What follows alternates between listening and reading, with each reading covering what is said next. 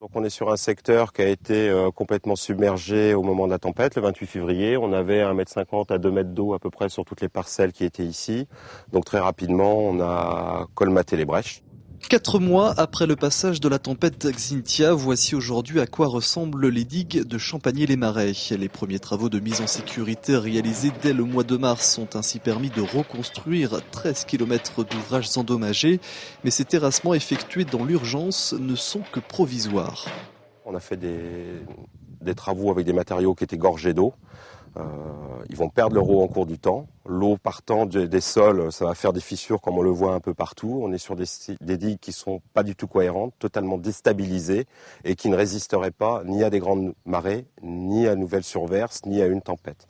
Donc avant l'automne, il va falloir refaire tous les travaux, reprendre l'intégralité des digues, les démonter, les remonter avec des matériaux qu'on prendra ici, puisque de l'autre côté, on n'a pas d'autres matériaux utilisables. Cet été, le syndicat mixte Vendée-Sèvres-Authis va ainsi s'atteler à un chantier considérable, consolider et restaurer en l'espace de quelques semaines 16 km de digues. Pour cela, 6 chantiers vont ainsi avoir lieu simultanément, car il devient urgent d'agir. Les prochaines grandes marées auront lieu les 9, 10 et 11 septembre avec les marées d'équinoxe.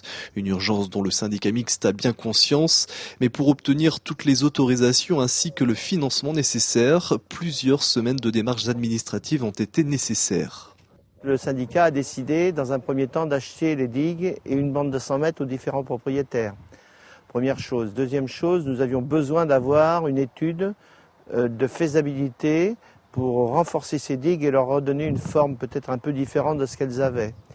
Troisième chose, il fallait bien sûr que les financements nous soient accordés et il fallait également que nous respections les codes des marchés publics, c'est-à-dire que nous savons qu'il faut faire des appels d'offres et il y a à peu près entre 30 et 40 jours pour répondre aux appels d'offres. Aujourd'hui donc les travaux de restauration des digues sont programmés. Le montant avoisinera les 4 millions d'euros, pris en charge pour la première moitié par l'État et à 50% par la région et le département. Ce chantier sera suivi par d'autres travaux dans les 3 prochaines années dans le cadre du plan digue élaboré par l'État.